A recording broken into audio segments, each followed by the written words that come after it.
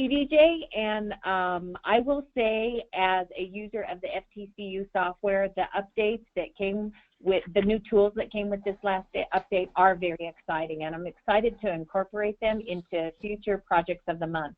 This month is March 2017's project, and it was to create this is a little bit different kind of a project, and as I was putting the handout together, I always try to go give you a level of, this is the level you need for the software. Are you beginner, or intermediate, and advanced, and also for sewing. And this project doesn't really require any sewing. This is really truly a project, and it's called a Backyard Birds Tray. And I'm going to credit one of our other educators, Cookie Gaynor, with the idea for this project. I asked the Floriani educators to give me ideas with different kinds of designs.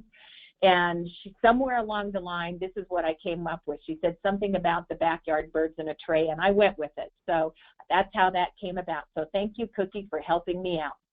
Let's go ahead and get started. DJ did already talk to you about that newest update. These are the new features in there. And so when I counted them up, there's actually 12 new features in the software. And DJ mentioned the videos. I'm going to real quickly just jump over to the web page for the myfloriani.club, and he was talking about when it comes into this page. I also wanted to point out to this to you, because this is another way. I think there's multiple ways to find the information, and when you come in under this at the top of the page, this FTC U update history, and I think a lot of times when I go out and I work with customers in the software, these are overlooked. This is your update history, and if you click on that update history, and this is a real fast link, because the first page that pops up I never even looked at. If you're like me, you close it. But right here, this will take you with one click, FTC U update history. It'll bring you into this page, and right here's that video gallery that DJ was talking about, he already mentioned. And so here's those videos for all the different kinds of tools. And I have to tell you that as a Floriani educator, when I get a new update, the first thing that I do is I sit down and I watch each of those videos that DJ does. He's the one that works with the software people. He knows these tools ins and out, and he really explains them in detail. And so I encourage you to take the time to watch the videos so that you will know how each of these new tools work. And from this page, if you scroll down, this also gives you the videos for the previous version. So this is a real nice one-stop shop in there. So I just kind of wanted to mention that too. Two of my new favorite tools is the auto split satin tool. I love that feature in there, and then being able to look at the variegated threads. So we won't go into that in much detail here, but I do love those new features. Whoops, wrong way. I apologize. Okay, so the project at a glance. The first thing you need to be sure to do is to download your March 2017 free design. You've got to start with that. That will give you the design for this month's project, and will also give you the handout and the additional materials. This month's project comes from this beautiful collection of designs. The collection is titled Backyard Birds. You can see the preview over here on the right-hand side of my screen. The design that we're going to be working with this month is this little fellow right here. And then when you download your free design, you will also have this handout. And then the handout is 8 pages. You're going to print it off, and it's going to walk you through doing the project. In the software this month, I try to introduce you to new tools and new methods of doing things to kind of expand your repertoire of how to do things in the software. So we're going to use the Fling Repeat tool, and we're going to use this specifically for duplicating a design. And there are other ways to duplicate a design, but I'm going to tell you why I like the Fling Repeat tool. We'll use the Ungroup tool, the Group tool, Flip Horizontal Mirror Design, and I didn't put it in here, but we'll also work with the Lasso tool for selecting specific elements in a design. As your materials go, make sure that you have your latest update of your Floriani Total Control U software, and of course your free project design, and then in that handout. Now this month requires you to, it's more craft oriented, it's more project based, and I've listed the Floriani embroidery thread. Now, normally I don't list specific thread colors because I really feel like one of the things about doing a project is to allow you to choose the colors, to customize it to your specific needs. But for this month's project, I really encourage you to embroider the design, which is this little bird, in the exact colors that are called for. These are the colors that the embroidery designer, the person who designed this particular design, designed it in, and you will get a much better representation of the design if you do that. Our Floriani embroidery needles, and then we're going to use Floriani water-soluble topping and Floriani Wet and Gone tacky stabilizer. We're going to use water-soluble products. When you look at your materials, this is to create a tray. Now, there's a lot of options. I went to the big box craft store and bought me an unpainted tray. Didn't cost very much. And then I bought me some paint, some spray paint, some matte paint. I like the idea of an unfinished tray because then I can customize it to the colors that I want. And I picked out colors that would match my patio furniture. You may want to repurpose a tray. Maybe you have one sitting around the house and you could use that. You will need printer paper this month. You're going to print. We're going to do a little decoupage. Like I said, this is a little outside the box. Some silk greenery. This is optional, but I'll show you where I incorporated that into that. You'll need some kind of a sheer fabric, so nylon organza, polyester organza, maybe tulle netting or something. But we're going to embroider the design onto the organza, and when we wash the stabilizer away, the organza is what is going to hold the design in place so that it looks like a freestanding design. And I went ahead and put in the picture right here. Here's the bird, and this is on the tray, and it has the netting around the outside of the bird, which you can't even see, but that's what is going to allow you. And this technique, you can do this with anything. So you can embroider a design onto netting, and you can applique it onto something, or you can glue it down, which is what we're going to do this month. What else did we need? Foam brushes or other disposable. I like easy cleanup, and so foam brushes are cheap, and when I get done with a foam brush, I don't clean it. I just dump it in the trash. And I'm sorry, but I do, because the cleanup can be a hassle. Sandpaper, and the sandpaper, after I painted the tray, I just use the sandpaper to kind of scuff up the edges to give it a distressed look.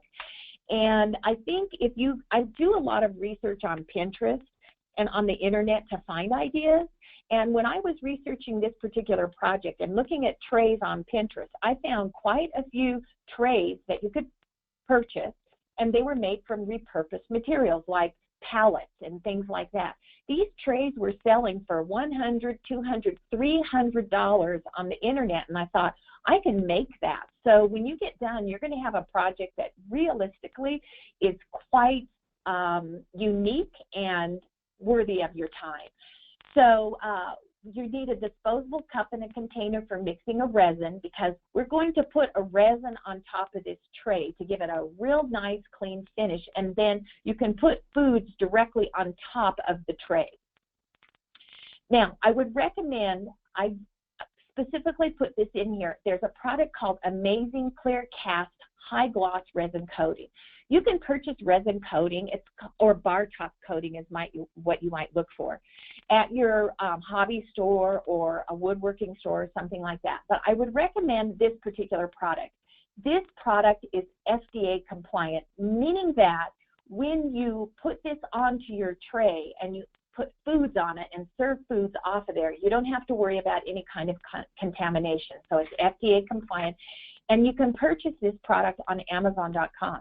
And I found that buying it from Amazon.com was easier than trying to find a store that actually carried this product. And I found the product. I watch shows on television, and I was watching a show on television called Make It Artsy, and they created a tray on there, and this is the product that they used.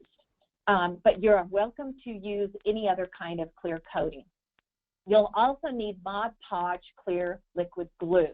And this is back from the days, we're going to actually use decoupage as the technique that we're doing. This particular product, they have They have multiple formulas of Mod Podge, and the one that I found was one called Dishwasher Safe Formula. So once again, this formula is safe for foods, and it is dishwasher safe. So it comes in multiple formulas.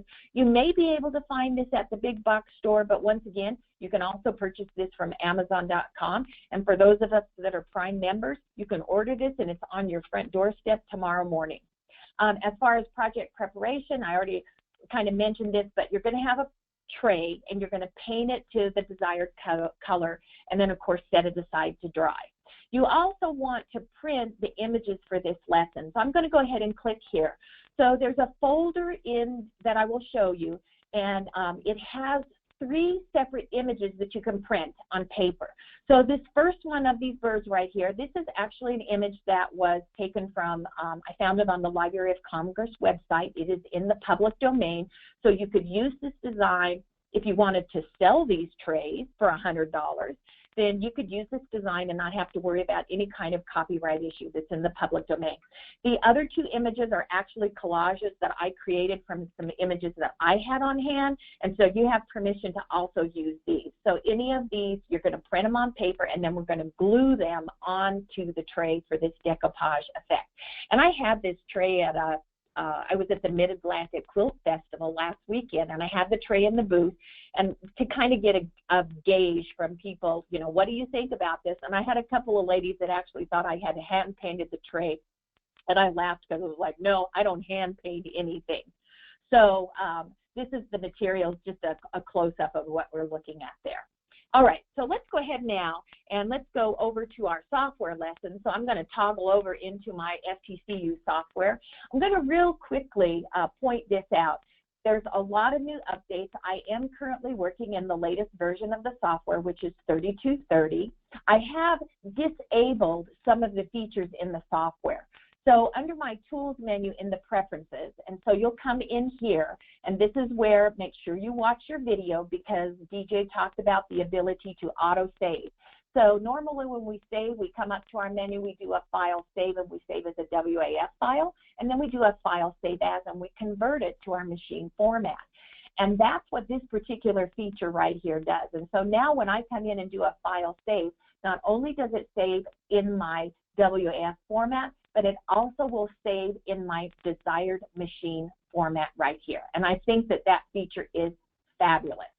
The other one right here under the View menu, so there's a tool right here to show selection controls, and I did go ahead and deselect that. If you've done your update, by default, these will already be selected, but in order to make everything look very, very consistent, I went ahead and disabled those. So if you've done the update, when you go in and select something and you've got those little controls, selection controls, this is where you could disable that feature in there. And then the last one, all of your font tools, when you come over to this font menu, that's where you're going to go in, you know, be able to do your favorites and things like that.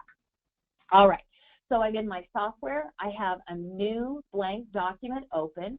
I'm going to come over to my library panel. I'm going to come over into my free FTC U projects. We're looking for the March of 2017. And right here, when you open that, you're going to see that you've got within that March 2017 folder, you have this subfolder called Decoupage, and you have this WAF folder.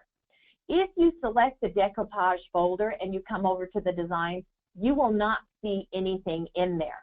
That is actually the printables. And so the way that you access that is you'll come into your computer on your C drive right here. You're going to come into that C drive. You're going to come to your Floriani folder. You're going to come to the Designs folder, to your free FTC U projects into March 2017. And then when you select that decoupage folder and open it up, these you would just double click and open it. They're a PNG file. They're just pictures.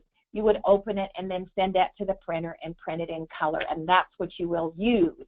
I'm going to go up one menu right here, and this right here is your instructional handout that you're going to use. You're going to print that off, and that gives you your instructions. So let me go ahead and close that. I'm back in my software, and you want to make sure that you highlight that folder that says WAF, because that is where your embroidery design is stored. Once you have that selected, now when I come over to my design panel, I'll have my bird in there. And so I'm just going to go ahead and bring that in and drag it and drop it into the software. And let me go ahead and click on 3D View just so that you can see what we've got.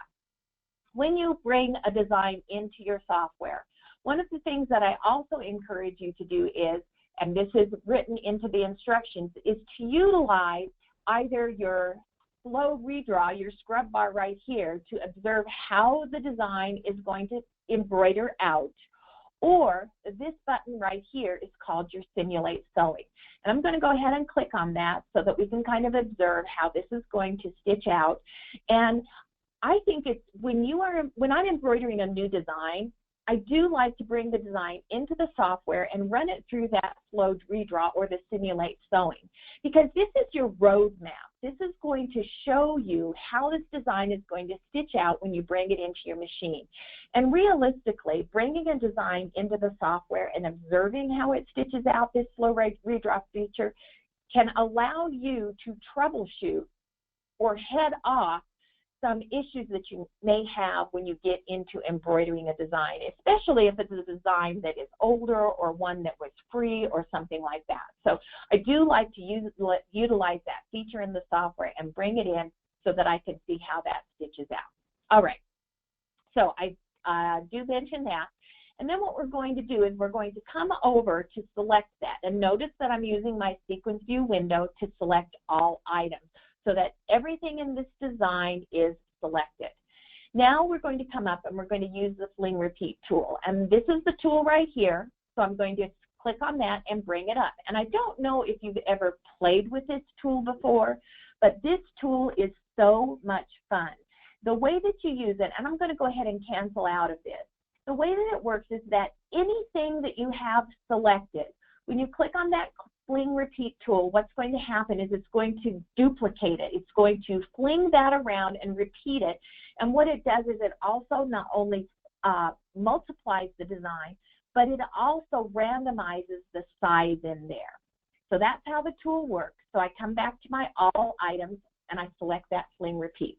The next thing that we're going to do is we're going to change the size. And so if you've got a specific size area that you're going to fill, then you can define that right here.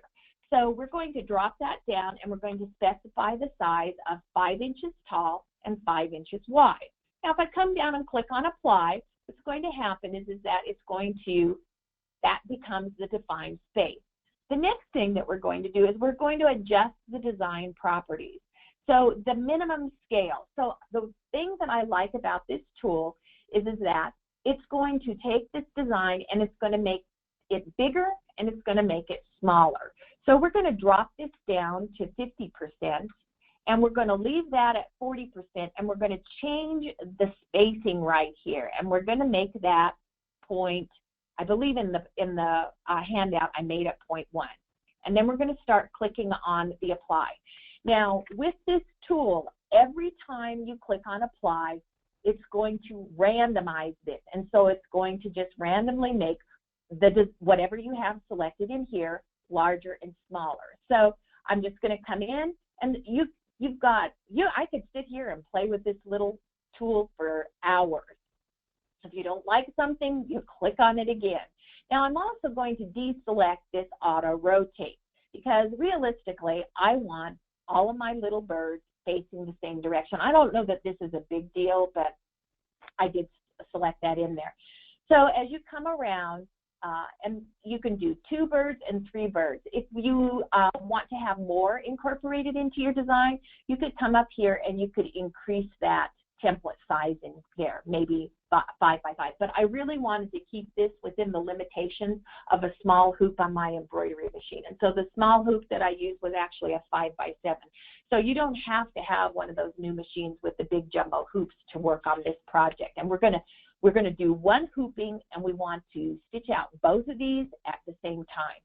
Now, the thing I love about using the software to duplicate this design with the Fling Repeat is that it does randomize the size, and so it's making it bigger and smaller. So this is a very, very visual process for me. So I'm looking at it, it's like, do I like that size? And if I don't, I could just come down in here and continue the process of clicking around in there. All right, I like that. So once I get this where I want it, then I'm going to go ahead and say okay. It's very important. Make sure that you have this little button selected, and it's the color sort tool. And this is one of the things I love. This tool is available in the Fling Repeat tool.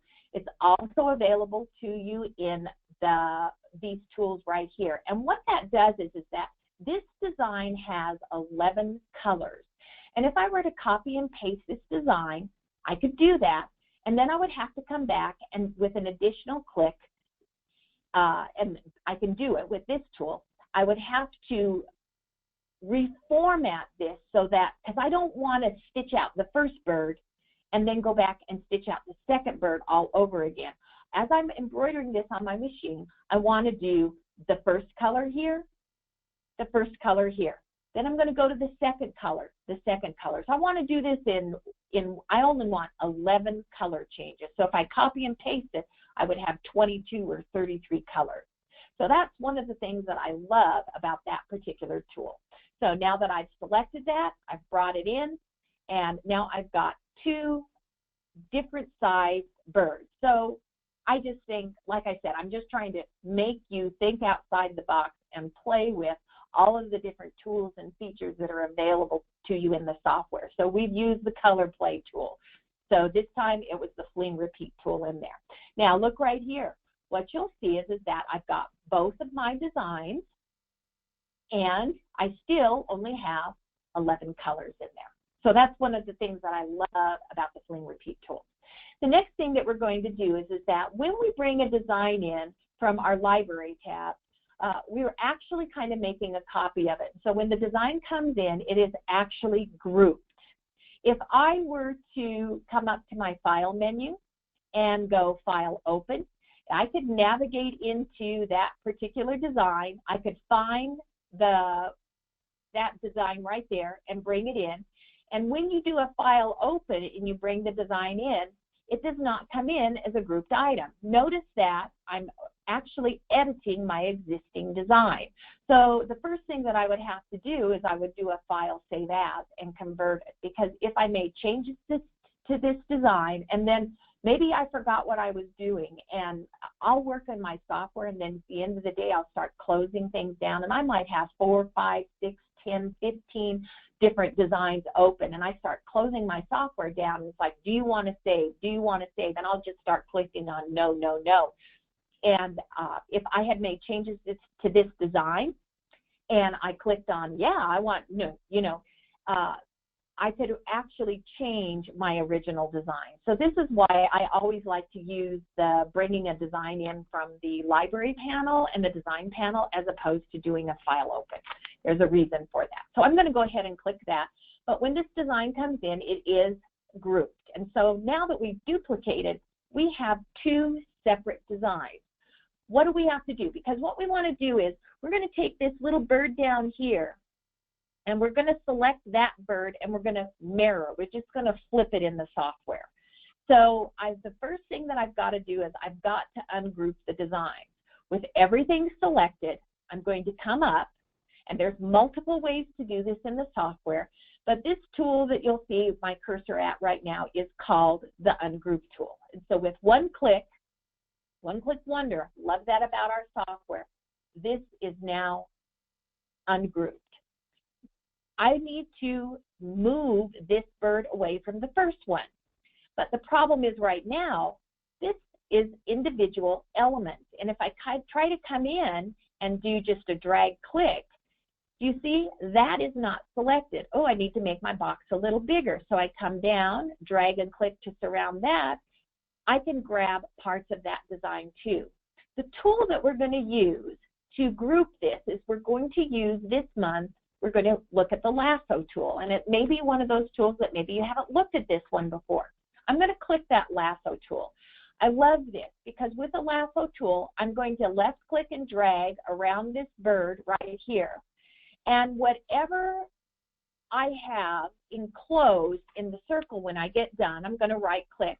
Whatever is enclosed within that circle is selected. And so now I can real quickly come up and group that. What if I wanted just to select this particular branch. The tool that I would use is my lasso tool. I would just come in, I would lasso around that, right click, and now just that tool is selected. And so I could go ahead and I could delete it or duplicate it or do whatever I wanted with it. So I wanted to demonstrate that lasso tool and get you using that tool for practice. We do need to regroup our second bird up here. And I'm always, you know, if you don't regroup it, you'll start going in and making selections in there, and you'll accidentally start moving things around. So once I ungroup, I move things around, and then I just have a practice of going ahead and regrouping it. The last thing we're going to do, though, is we're going to select that. And so we haven't changed anything over here in the menu. I'm going to go ahead and collapse, and you'll see we still have the 11 color changes. But now I can work with this bird separately from this bird. So I'm really just trying to get you to try different tools in the software and experiment with different things. And when I go out and do a workshop in stores, I always, and if there are dealers out there listening to this webinar, I do want to let you know, if you didn't know, we have, through R&K Distributing, a workshop called a Software Gala. And in that, R&K brings in a Floriani educator, someone like me or Mark Garrett or Darlene Pollard or any of these educators, and your customers bring a laptop, they bring their own laptop, and then we work with the customers to get them started in the software. And we do tips and tricks and answer questions. And it's a wonderful, wonderful workshop. And when I was at the Quilt Festival last week, I had several customers, owners of the Floriani software, come by the booth and ask when we would be doing a software workshop in that particular area. So if you're a dealer and you're listening to this, you might want to give Beth a call and see about scheduling a Software Gala event. Your customers will love you. So enough of the advertising in there. I've got this bird selected. The last thing that I'm going to do is I'm going to use this tool right here to mirror it. And when I mirror that, the wonderful thing about mirroring it in the software is that as I mirror it, when I come in, and I'm going to go ahead and real quickly do the slow redraw, it mirrors everything perfectly. So the software just makes everything much easier for you. That's all we're going to do in the software. Once you get done, I would come in, I would do my file, save as. And actually with this design, I wouldn't even have to do a save as, because with one of the newest features in the software, that ability, and I'll go back in here to my preferences, and right here, the format, when you come in and you designate your machine format and click on this auto save, and I love this feature, thank you DJ. Now all I have to do is come in and click on File Save, and when I save this design, see how by default it's going to go ahead and save it as the format that I have designated in there, which for me is a DST file. When I save this, and I'm going to demonstrate it for you real quickly, I'm going to go ahead and save this as Birds 2. The folder that I'm saving it is on my desktop called WAF in my March folder. Let me go ahead and save that. I'm going to real quickly go back over to that desktop folder, and I'm going to use my navigator here to go to that March 2017 folder, to that WAF, and right there is the file that I just saved. And so it saves it in my machine format, and it also saves it in my WAF format also. I love that. So no more file save and file save as. And ladies and gentlemen, when you are creating a design, make sure to always save in your WAF format, because if you need to go back into the design and change something, DJ mentioned text or something like that, you will be very happy that you have your WAF design saved so that you can go back and access that and quickly make your changes. Okay, now we're going to go back over into our PowerPoint and finish up the software component, the project component of the lesson. Project construction. I already demonstrated this for you, but you're going to go in and to the March 2017 folder. The decoupage folder is where you're going to find the materials for printing for the decoupage component of it. And then this is your handout that actually has your instructions in there. When you get ready to embroider, the embroidery component of the lesson is actually fairly simple. You're going to hoop a piece of Floriani Wet and Gone Tacky Stabilizer. You could use Floriani Wet and Gone Stabilizer if you don't have Wet and Gone Tacky, and that's fine. And if that were the case, I would hoop my Wet and Gone stabilizer, and I would go ahead and hoop my fabric in the stabilizer in the hoop. I would use the Wet and Gone Tacky, and then I just laid my fabric on top of the Wet and Gone Tacky. With your Wet and Gone Tacky, you're going to lightly score the paper and remove it, and then lay your sheer fabric onto the stabilizer. Okay, so, and I used 2 layers of sheer fabric. I just took it, I doubled it up, laid it onto the top of my Wet and Gone Tacky surface, and then add a piece of Floriani water-soluble topping on top there. And I just hold it in place with a couple of pieces of embroidery perfection tape. Embroider your design. Once your design is embroidered, okay, so I've got both of the birds done at one time, went really, really nice and quickly until my machine decided to die. Then you're going to go through and you're going to carefully remove the design from the stabilizer. So just cut it out with your scissors. And I recommend leaving a border of fabric around the design. That's what you're going to use when you glue this to the tray. And that's what gives it that freestanding lace effect. So you could trim up close to the bird, but I found that by leaving that edge of fabric around that little border around it, when I glued the bird down, this just allowed me to smooth things out. And as I said, you cannot even see the fabric on the tray. You cannot. Once you've got that cut out, rinse the designs to remove the stabilizer.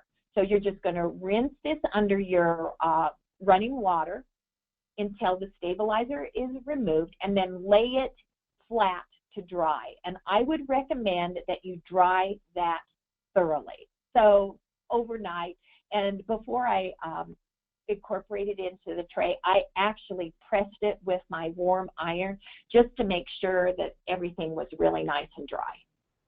As far as construction tips go, preparing the tray, you're going to paint it as desired, and then as I said, I just used a little bit of sandpaper to scuff up the edges around there. I added additional colors on there. So this was just some extra paint that I had laying around from craft projects and painting projects throughout my house. And I came across some blue metallic paint and some gold metallic paint.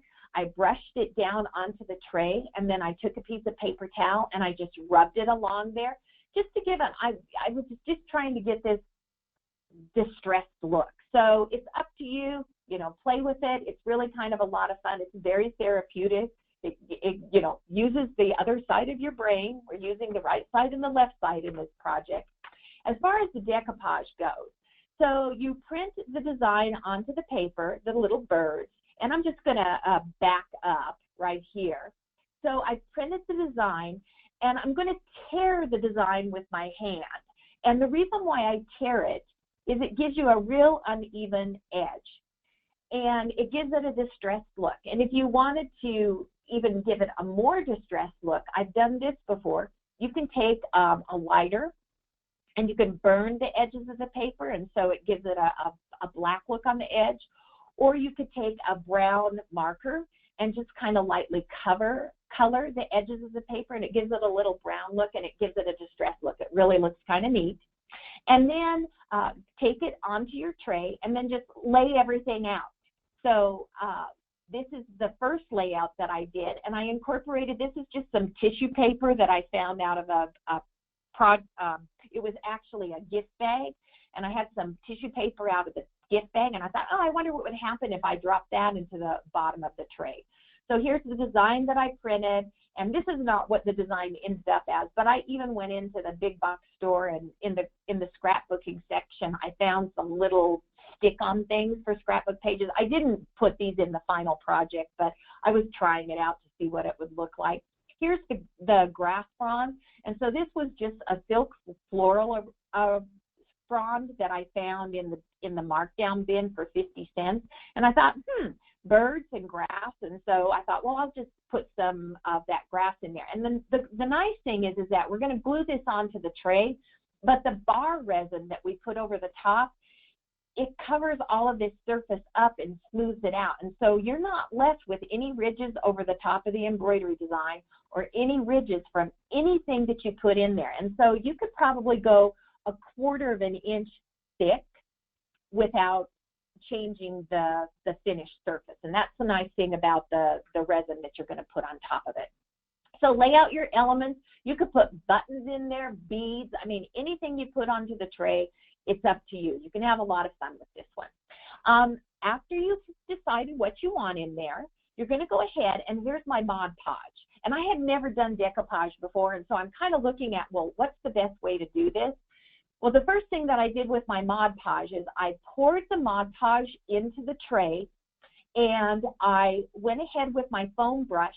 I smoothed the Mod Podge all along the bottom of the tray and all along the side. So I actually brought the Mod Podge up around the top of the tray. And this Mod Podge has a matte finish, and so you're not going to see it. But I thought, if I'm going to put food directly onto the tray and I'm going to need to wash it, then I want to make sure that this is sealed. If I don't seal the wood, then if I try to wash it, then what's going to happen is that it will actually warp the wood or take off the paint or something. So I did go ahead and seal the edges in there. The next thing you're going to do is you're going to saturate all of the elements of the design. And so here's my bird design. I grabbed a disposable paper plate. And you can see right here, now you'll see how much of that netting I left around the actual design. And remember, I told you I used 2 layers. So you'll see right here around the edge of the bird, there's actually 2 layers of netting. And then here's the outside of that. And I didn't even cut it very close. And I laid the bird upside down, dropped the Mod Podge down on there, saturated the back side of the bird, and then I flipped it over and saturated the top side. So everything that goes down onto the tray needs to be covered with glue and saturated. So if you've never done decoupage before, I'm raising my hand, you can't see it, but I've never done decoupage, and so you do want to make sure to saturate everything that's there. All right, so then I laid everything out on the tray, and then I made sure that the Mod Podge, I did put it over the top, and everything was glued in place. Mod Podge has a matte finish, and it is food safe. So if you wanted your tray to have a matte finish, then realistically, once you put your Mod Podge on there and it dries, you're good to go. So, but I let my tray dry completely. I let that Mod Podge dry. And then this is where the resin comes in. Going the wrong way. So here's my resin. I mixed it in a plastic cup, and then I poured it on top of the tray. So I used that amazing clear cast. Make sure that you follow the package directions. It's a very simple product to use.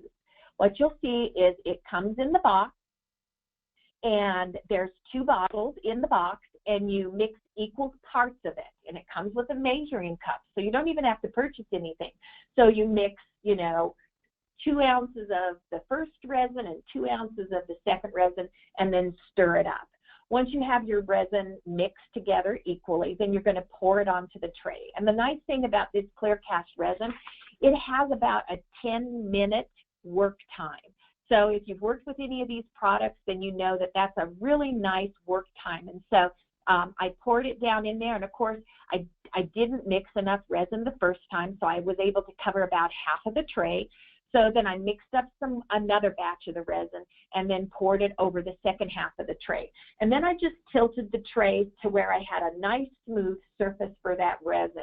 Make sure that you read the directions on the clear cast if that's what you're using.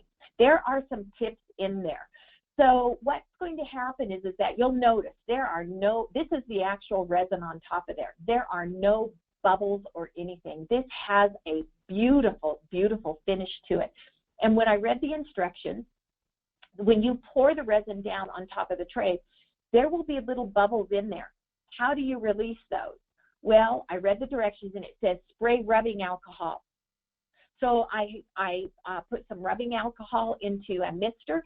I lightly misted the top of the tray in here, and it makes those little air bubbles that are encased in the resin rise up to the top of the surface and pop. And that's how I got the beautiful clear finish. And then let it dry. And once you've got it dry, when you look at this tray, you'll see this is the tissue paper underneath there. You cannot see that nylon netting or anything under there. So I hope you have fun with this particular project. I know it's a little more outside of the box, but I'm always thinking about, well, what kind of things, it's easy to embroider on a piece of a garment or a quilt block or something like that, but how can you think outside of the box? So with that being said, that's the end of this month's project. I would love, love, love to see your results if you do this project. And I'd love to see the results. So the pillow that we did in January, I saw some of those on Facebook. We have the Floriani Embroidery group that you can, if you post your project up there, we'll be able to see it. Also, if you're on Instagram and you post your picture up there, make sure that you put at Casey Farrell in there. You could tweet it. This is your March project in there. If you have any questions, please email me. My email is kathyf@rnkdistributing.com. And next month's project I'm really excited about. We are going to be working with something from the Floriani Family Lace Collection. And I'll just leave it at that, but I'm pretty excited about that next month's project. So with that being said, DJ, are you there? I'm going to turn it over to you. I am here. Thank you very much, Kathy. That was a great project, and I love how different it was. I might have to do something. It gave me some ideas, actually, so I'm glad that I watched through that lesson. I'm very excited about next month with the Floriani Family Lace. Love that collection. I can't wait to see what you do with it. So thank you, everybody. Thank you, Kathy, especially. Thank you, everyone, for attending today. And we look forward to showing you next month's project as well. So with that being said, I hope everyone has a great evening. Thanks, Kathy. Thank you, DJ.